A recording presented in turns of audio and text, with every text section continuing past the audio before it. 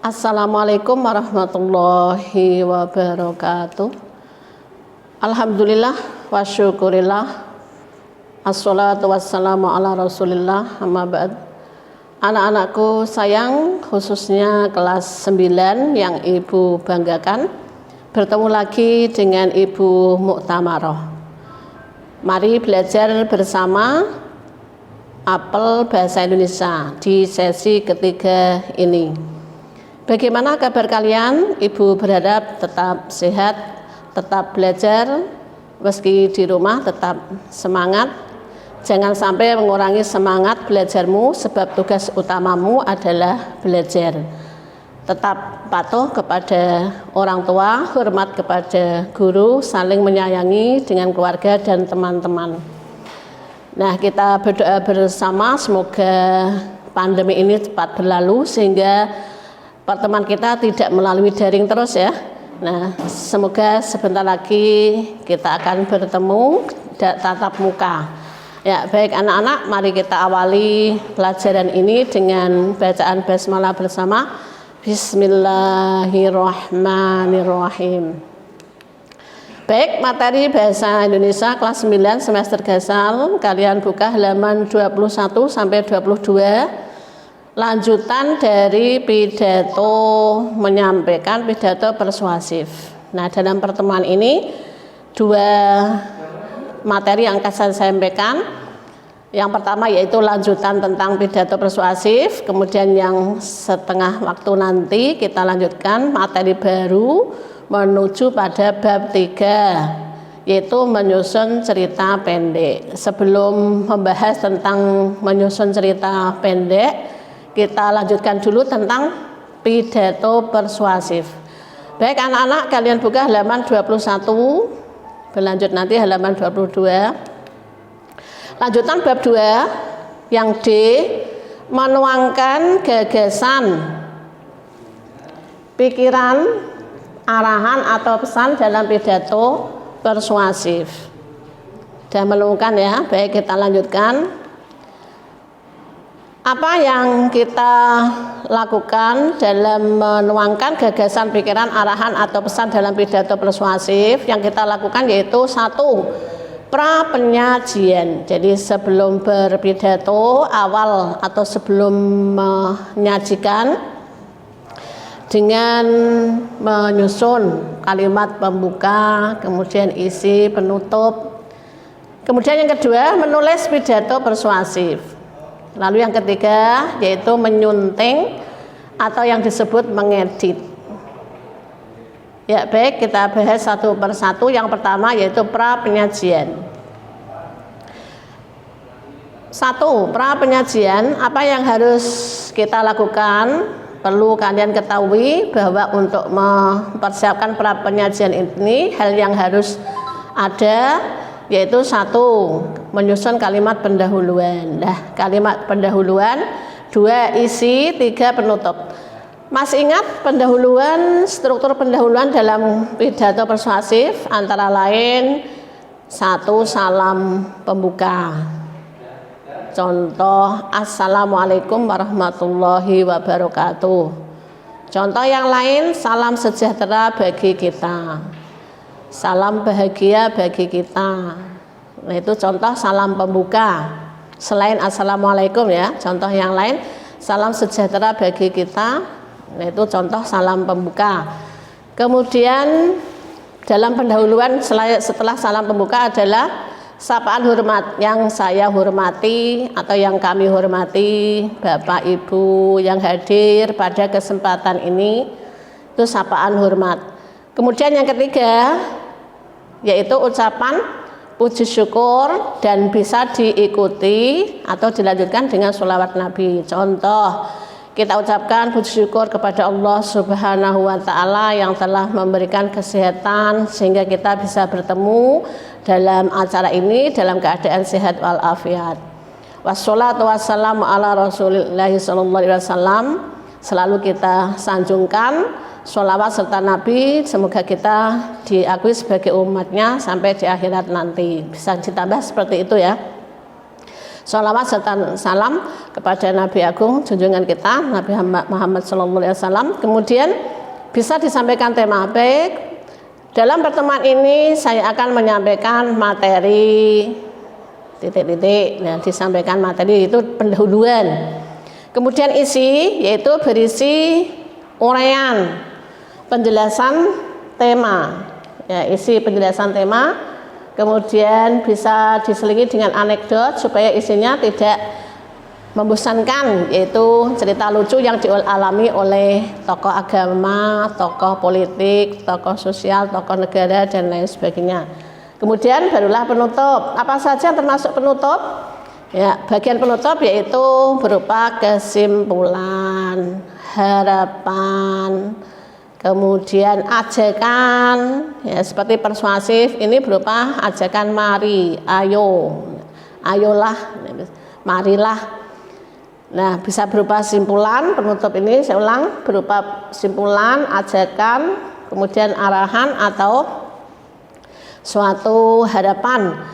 Kemudian ucapan terima kasih kepada yang hadir atas kesempatan untuk mengikuti mendengarkan pidato. Kemudian setelah ucapan terima kasih, permohonan maaf jangan lupa dan jangan lupa ditutup dengan salam penutup. Wassalamualaikum warahmatullahi wabarakatuh. Atau salam penutup yang lain, salam sejahtera bagi kita semua. Jadi itu pra penyajian. Berikut menulis pidato persuasif. Yang pertama yaitu menentukan topik tema, misalnya topik tentang politik ataukah sosial atau keagamaan, budaya dan lain sebagainya. Kemudian B, menganalisis pendengar. Nah, artinya menganalisis pendengar adalah dengan siapa nanti kita akan berbicara, apakah dengan anak-anak tingkat MTS, TK, kemudian MA atau pasca sarjana. Perlu dianalisis supaya bahasa yang kita gunakan menyesuaikan. Kalau anak-anak di bahasanya lebih komunikatif, lebih memahami dengan bahasa Indonesia atau sesuai dengan bahasa yang dimiliki digunakan sehari-hari. Kemudian untuk pasca sarjana mungkin bisa menggunakan bahasa lain, bahasa asing yang mereka memahami pula. Kemudian C, menyusun kerangka pidato. Ya, menyusun kerangka pidato yaitu kerangka pendahuluan, isi dan penutup tadi. Baik. Berikut yang ketiga itu menyunting. Menyunting artinya mengedit, mencari kesalahan, kemudian membetulkan. Apa yang kita edit atau yang kita sunting yaitu A, dari kelengkapan isi. Apakah isinya sudah lengkap sesuai dengan urutan atau sistematikanya atau strukturnya? Pada pendahuluan, isi, penutup, apa saja yang terdapat dalam pendahuluan, kemudian isi apa saja yang terdapat dalam penutup. Urutannya kita pahami dulu apakah sudah urut sistematikanya atau belum. Kemudian 2, cermati. Apakah masih ada hal sara atau sensitif yang disampaikan? Kalau ada, perlu dibuang saja karena tidak usah disampaikan hal sara dan sensitif. Itu dari kelengkapan isi. Kemudian dari kebahasaan yang perlu kita pahami yaitu tanda baca, mulai dari tanda titik, koma, tanda seru, tanda tanya, kemudian tanda-tanda yang lain. Ya, di tanda baca kita bisa membuka atau sebagai acuannya adalah POEBI, pedoman umum ejaan bahasa Indonesia, ya. Kemudian tata bahasa, ya, tata bahasa baku bahasa Indonesia juga ada bukunya tata bahasa yang kita sunting. Jadi mengedit dari segi isi dan kebahasaan. Dari segi isi yaitu urutannya apakah sudah sistematis, urut, cermati apakah bahasanya sudah sesuai, apakah ada masih sara atau sensitif, itu perlu dihilangkan. Kemudian dari segi bahasaan, tanda baca dan tata bahasanya. Baik, berikut ya, itu tadi tentang lanjutan pidato anak-anak, tentang pidato persuasif. Saya tutup, kita lanjutkan berikutnya materi bab ketiga, yaitu menyusun cerita pendek. Buka bukumu halaman 33. Bab 3, menyusun cerita pendek, halaman 33. Cerita pendek sering disingkat dengan cerpen. Ya, cerpen ya cerita pendek itu sama saja cerita pendek atau cerpen. Berikut A. Mengidentifikasi cerita pendek atau cerpen. Yang pertama yaitu mengenal teks cerpen, yang kedua mengidentifikasi cerpen. Baik, kita bahas satu-satu. Satu, mengenal teks cerita pendek, dan dua, mengidentifikasi cerita pendek. Cerita pendek atau cerpen merupakan salah satu jenis karya sastra atau karya fiksi yang memaparkan kisah atau cerita manusia beserta seluk-beluknya lewat tulisan pendek dan singkat. Nah, berikut. 1. Mengenal cerita pendek. Beberapa hal yang diketahui mengenai cerita pendek antara lain tulisan singkat, padat, jelas. B. Tidak lebih dari 10.000 kata. Kemudian C. Menceritakan kehidupan tokoh. D. Habis dibaca dalam sekali duduk. E. Memperlihatkan masalah utama saja. F. Penokohannya sederhana, maksudnya tidak kompleks ya, tapi sederhana. G. Memberi kesan mendalam. Ini secara idealnya begitu mengenai teks cerpen. H. Beralur tunggal. Ya, alurnya hanya satu, tunggal. Kemudian I. Terdapat solusi atau pemecahan masalah terhadap tokoh cerita. Solusi atau permasalahan yang dihadapi oleh tokoh cerita. Nah, itu mengenai cerita pendek. Baik, berikut.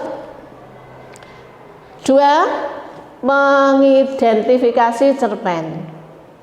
Cara mengidentifikasi cerpen antara lain A. Membaca cerpen dengan seksama, ya, atau dengan sungguh-sungguh mulai awal hingga akhir. Jangan hanya dipotong-potong saja, mulai awal saja, tengah saja, atau akhir saja, karena menyampaikan keseluruhan cerita. Jadi dengan seksama awal, tengah sampai akhir. B. Menulis pokok-pokoknya, ya, pokok-pokoknya, inti-intinya.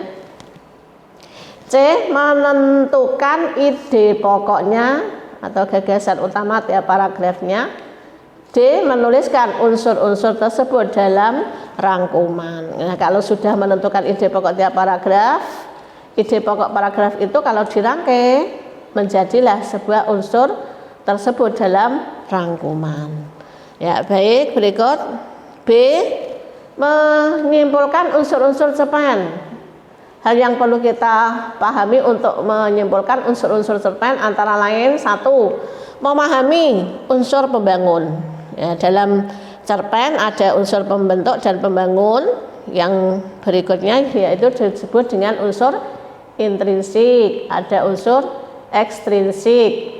In itu di dalam karya cerpen itu sendiri, ekstrinsik itu unsur yang ada di luar cerpen itu. Kemudian yang kedua, cara menyimpulkan teks cerpen. Ya, baik, kita bahas berikutnya. Unsur cerpen yang pertama yaitu unsur intrinsik, antara lain yaitu tema.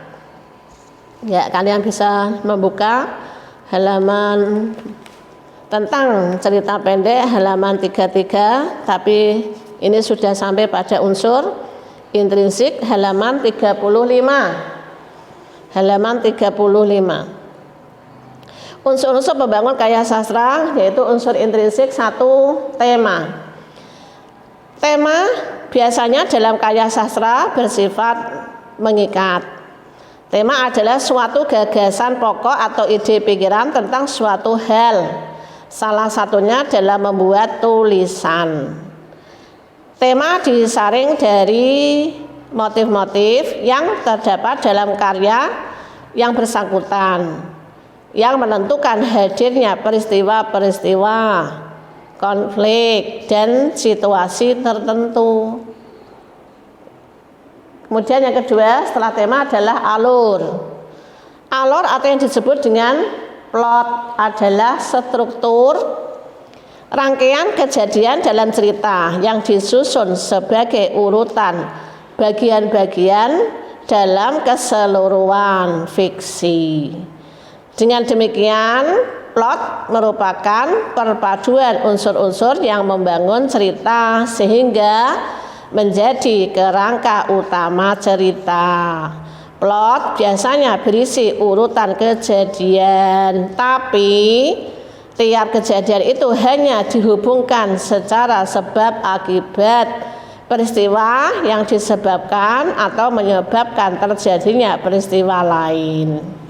Ya, setelah nomor 2 alur atau plot, unsur intrinsik yang ketiga adalah penokohan atau ada yang menyebut sebagai karakteristik atau perwatakan, ya, sifat yang dimiliki oleh tokoh. Ada penokohan secara langsung, secara tak langsung, ada lagi tokoh utama, tokoh pembantu, tokoh pelerei, dan lain sebagainya. Baik, berikut yang keempat adalah latar atau setting, ya, menunjukkan waktu dan tempat atau suasana cerita. Berikut sudut pandang, ya, sudut pandang cara pengarang bercerita. Ada sudut pandang orang pertama. Orang pertama itu siapa? Aku. Jadi pelakunya aku, saya, atau daku, beta. Ada pula sudut pandang orang ketiga. Orang ketiga itu siapa? Yaitu orang yang kita bicarakan. Siapa yang kita bicarakan? Yaitu dia, ia, atau selain aku, menyebutkan nama orang lain. Ia, dia, atau orang lain selain aku. Nah, jika pelakunya selain aku, yaitu orang ketiga, ia, dia, mereka, atau menyebut nama orang lain, maka disebut sudut pandang orang ketiga.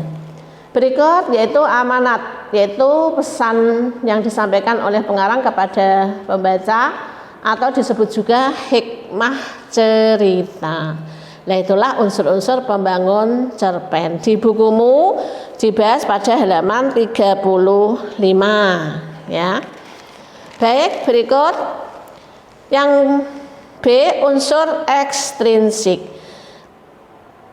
Unsur ekstrinsik ini terdapat di luar cerita, tetapi ikut mempengaruhi sebuah cerpen.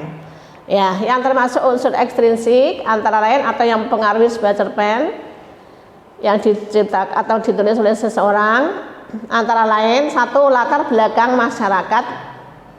Masyarakat yang mempengaruhi penulis sebagai berikut, yaitu tentang ideologi atau pandangan hidup, kondisi politik, kondisi ekonomi, kondisi sosial, itu mempengaruhi tentang penulisan karya sastra. Kemudian biografi penulis, nah, itu juga mempengaruhi, misalnya penulis tingkat pendidikan SD, MTS, MI, atau S1, S2, itu mempengaruhi pula hasil tulisan hasilnya. Kemudian nilai-nilai dalam cerpen, nilai-nilai kehidupan dalam cerpen, ada nilai sosial, nilai budaya, nilai kemanusiaan, nilai kejujuran, dan lain sebagainya. Nah, nanti kita bahas dalam pembelajaran berikutnya. Inilah unsur ekstrinsik. Walaupun di luar karya sastra, tetapi ikut mempengaruhi penciptaan atau penulisan sebuah karya sastra. Baik, anak-anak, itu yang Ibu sampaikan mengenai unsur ekstrinsik dan intrinsik cerpen atau menyusun sebuah cerpen. Ya. Ya, mengenal teks cerpen tadi, mengenal teks cerpen, kemudian mengidentifikasi cerpen, menyimpulkan unsur cerpen, harus memahami unsur intrinsik dan ekstrinsik Cara menyimpulkan cerpen yaitu tadi membaca dengan sama. Unsur ekstrinsik dulu, intrinsik dulu. Tema, alur, penokohan, latar, sudut pandang, amanat. Unsur ekstrinsik, latar belakang masyarakat, biologi, biografi penulis, nilai-nilai dalam cerpen, nilai-nilai kehidupan dalam cerpen. Ya, baik. Semoga pertemuan ini bermanfaat. Dan jangan lupa untuk anak-anak tugas sesi ketiga ini mengerjakan uji kompetensi 2 halaman 25 sampai 26. Nomor soal 11 sampai 20. Jadi 10 soal saja, nomor 11 sampai 20.